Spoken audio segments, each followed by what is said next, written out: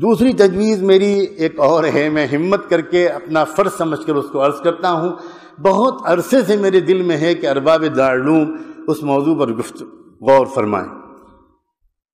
مجھ ناچیز کا خیال یہ ہے کہ اکابر دارالعلوم کو سعودی حکومت سے ایک سنجیدہ اور باضابطہ گفتگو کا آغاز کرنا چاہیے۔ میں خود سعودی عرب میں رہا ہوں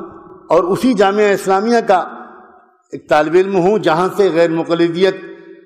کا یہ سارا مسئلہ پوری دنیا میں پھیلایا جا رہا ہے۔ 8-9 سال میرے وہاں گزرے ہیں۔ میں ایک بات عرض کرنا چاہتا ہوں، یہ صحیح ہے کہ رابطہ عالم اسلامی نے وہ تجویز پیش کی جو ہمارے حضرت محتم صاحب دامت برکاتہم نے اس کو نقل کیا، اس کے ایک حصے کو،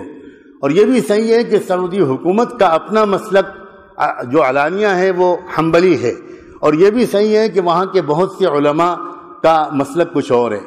لیکن اس حقیقت کا انکار نہیں کیا جا سکتا کہ غیر مقلدیت کے اس فتنے کو اصل میں ساری طاقت سعودی حکومت سے پہنچ رہی ہے۔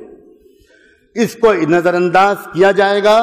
تو ہم فتنے کے جڑ اور فتنے کے سر چشمے کو کچلے بغیر ہم اس کے امتدادات اور اس کے تسلسل اور اس کے باہر پہنچنے والے اثرات ہی سے لڑتے رہیں گے۔ میں حوالے کے طور پر پیش کرنا چاہتا ہوں، سعودی حکومت کا جو شعبہ دعوت و ارشاد ہے اور اس کا جو شعبہ توعیت الجالیات ہے، اس کے حائل کے مرکز کے زیر اہتمام ابھی کچھ دنوں پہلے ایک تقریر کی گئی ہے، جس تقریر کی سی ڈی پوری دنیا میں لاکھوں کی تعداد میں پھیلائی گئی ہے۔ اس میں کہا گیا ہے، اس تقریر کا عنوان ہے کہ صرف قادیانی ہی کافر کیوں، اور پھر اس پوری تقریر کا خلاصہ یہ ہے کہ مرزا غلام احمد قادیانی بلا وجہ بدنام ہیں۔ ان سے پہلے اسی طرح کی کفریات حنفیوں اور صوفیوں کے بڑے بڑے بزرگ بک چکے ہیں، اور جن بزرگوں کے اس میں نام لیے گئے ہیں، میں ان میں سے چند کے نام لیتا ہوں۔ اس میں پہلا نام لیا گیا ہے، پہلا اگر کہنا مشکل ہو تو میں کہتا ہوں اس میں ایک نام ہے ملا علی قاری کا، دوسرا نام ہے امام ربانی مجدد الفسانی کا، تیسرا نام ہے نابغ عصر حضرت مولانا رشید احمد گنگوہی رحمۃ اللہ علیہ کا، چوتھا نام ہے شیخ الحدیث حضرت مولانا محمد زکریہ صاحب کا، اور آخر میں کہا گیا ہے کہ پوری جماعت دیوبند قادیانیوں کی طرح کافر ہے۔ یہ تقریر سعودی حکومت کے سرکاری وزارت مذہبی امور کے شعبے دعوت و ارشاد اور توعیت الجالیات کی طرف سے پوری دنیا میں تقسیم کی گئی ہے، اور دہلی میں تنظیم اہل حدیث کی طرف سے وہ تقریر یہاں ہندوستان میں پھیلائی جا رہی ہے۔ ایک اور رسالہ ہے جس کا نام ہے کیا علماء اہل دیوبند اہل سنت والجماعت ہیں، یہ رسالے کا عنوان ہے، کیا علماء دیوبند اہل سنت والجماعت ہیں۔ اس کے مصنف ہیں کوئی جناب توصیف الرحمن راشد صاحب۔ یہ رسالہ بھی سعودی عرب کی وزارت مذہبی امور کے تابع شعبہ دعوت و ارشاد اور توعیت الجالیات سے شائع ہوا ہے۔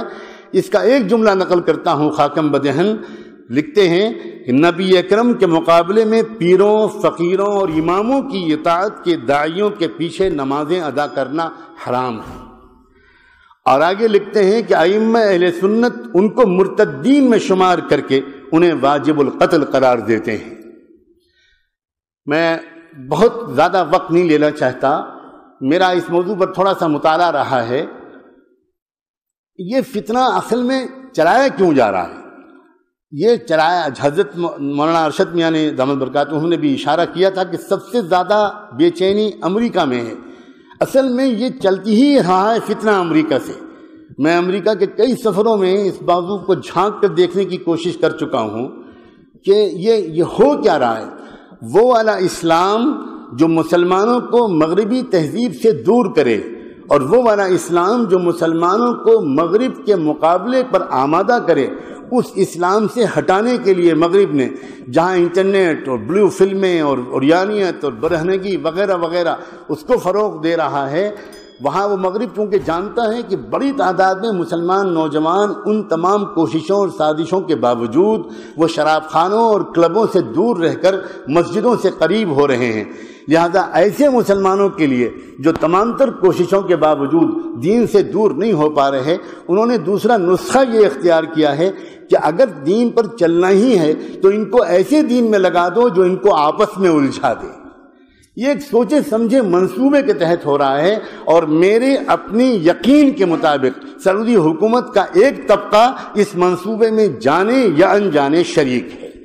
میں صرف اتنا عرض کرنا چاہتا ہوں کہ ہمارے اکابر دارالعلوم دیوبند ہی کا مقام ہے۔ ماضی میں اس سے پہلے سعودی حکومت سے جب بھی کبھی گفتگو کی ہے، میرے محدود مطالعے کے مطابق اکابر دیوبند نے کی ہے۔ جب یہ خاندان آل سعود کی حکومت پہلی بار قائم ہوئی تھی، اور اس وقت مدینے کے قبرستان میں جنت البقیع میں تمام قبوں کو گرایا گیا تھا، اور تمام قبوں کو منہدم کرنے کے بعد گنبد خضرا کو منہدم کرنے کا منصوبہ تھا۔ لیکن اس وقت سعودی انٹیلیجنس نے اس وقت کے بادشاہ ملک عبدالعزیز کو باخبر کیا کہ بہت بے چینی اس کی وجہ سے عالم اسلام میں ہے، آپ بہتر یہ کہ کانفرنس بلا لیں اور علماء عالم اسلام کے آپ کے ہمنوا ہو جائیں۔ انہوں نے پہلی کانفرنس بلائی تھی، جس میں ہمارے دارالعلوم دیوبند کے سرخیل اور رہنما علامہ حضرت مولانا شبیر احمد عثمان جی رحمۃ اللہ علیہ اس کانفرنس میں تشریف لے گئے تھے، علامہ سید سلیمان ندوی رحمۃ اللہ علیہ تشریف لے گئے تھے، اور ان دونوں حضرات نے، اور حضرت مولانا مفتی کفایت اللہ صاحب، جزاکم اللہ، حضرت مولانا مفتی کفایت اللہ صاحب تشریف لے گئے تھے، اور ان حضرات نے جیسی عالمانہ، محققانہ، داعیانہ ایسی زبردست تقریریں وہاں پر کی، اور احادیث کا انبار لگا دیا، اور احادیث کے وجوہ استدلال پر جو دارالعلوم دیوبند کا مسلک ہے اس پر جیسی بصیرت افروز روشنی ڈالی، ملک عبدالعزیز انگوش بدندہ رہ گئے، اور ملک نے برسر عام یہ کہا ان فی کلامک لوجاہہ، یہ جو آپ نے بات کہی ہے اس میں بہت گہرائی ہے، میں اس کے جواب نہیں دے سکتا، مفتی اعظم سے آپ بات کریں۔ اور چنانچہ اگلی نشستیں ہمارے ناکابرین کی ملک کے علاوہ مفتی اعظم سے بھی ہوئیں، اور بالآخر سعودی حکومت نے تسلیم کیا اس موقف کو کہ گنبد خضرا کو منہدم کرنا شریعت کے احکام کی روح کے خلاف ہے، اور پھر وہ اپنی پالیسی بدلی۔ اکابر علماء دیوبند کی سوا اس عاجز کو مجھے نظر نہیں آ سکتا، ہو سکتا ہے میری نظر کی کوتاہی ہو، میں انہی حضرات سے یہ امید کرتا ہوں، اور اس سسکتی ہوئی پریشان حال امت کی طرف سے دستبستہ گزارش کرتا ہوں، آپ ایک سنجیدہ گفتگو کا آغاز کریں، آپ اس کے اہل ہیں، آپ کہیں کہ ہم آپ سے کچھ بات کرنا چاہتے ہیں۔ یہ کیا ہو رہا ہے آپ کے ملک میں بیٹھ کر؟ آپ وقتی طور پر ہم اس سے تسلی میں نہیں آ سکتے کہ صاحب ہمارا یہ سرکاری مسلک نہیں ہے، نہیں ہے، یہ باتیں پوری طرح شواہد ان کا ساتھ نہیں دیتی۔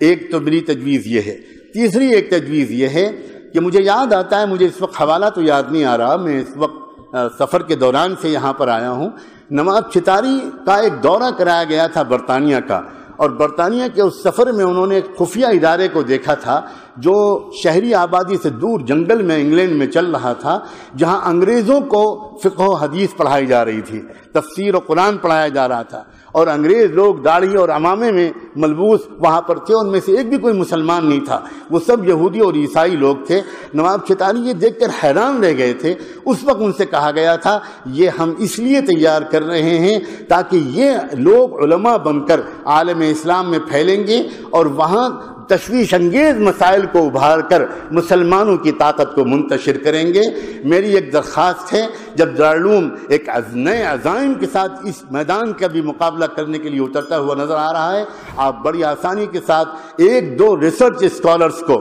جو آپ کے اپنے فاضل ہوں، جو انگریزی اور عربی پر عبور رکھتے ہوں، ان کو لگائیے اس بات پر کہ وہ مغرب کے یونیورسٹیوں میں جو دستاویزیں موجود ہیں اس سلسلے کی چیزیں تلاش کرنے سے مل جاتی ہیں۔ مولانا احمد رضا خان کی جو خط و کتابت ہے انگریز حکومت سے، آج برٹش لائبریری میں وہ میسر ہے، اس سے پتہ لگ گیا ہے کہ احمد رضا خان صاحب اتنے زبردست علم کے باوجود اس راستے پر کیوں گئے تھے۔ اور ابھی ہمارے حضرت اکابر نے اشارہ کیا تھا، حضرت مولانا حبیب الرحمان صاحب نے، کہ میاں نذیر حسین پہلے کیا تھے اور پھر بعد میں کیا ہو گئے۔ اسی طرح یہ ریسرچ کی ضرورت ہے کہ آخر یہ جو سارا فتنہ اس وقت برپا کیا جا رہا ہے، اس کی شروعات کیسے ہوئی اور اس وقت اس میں شدت کیوں لائی جا رہی ہے۔ اگر کوئی ریسرچ اس طرح کا دلائل سے بھرپور آراست ہو جائے گا تو انشاءاللہ امت کی حفاظت میں مدد ملے گی۔ میں بہت ممنون ہوں کہ میرے جیسے حقیر طالب علم کو یہ اعزاز بخشا گیا۔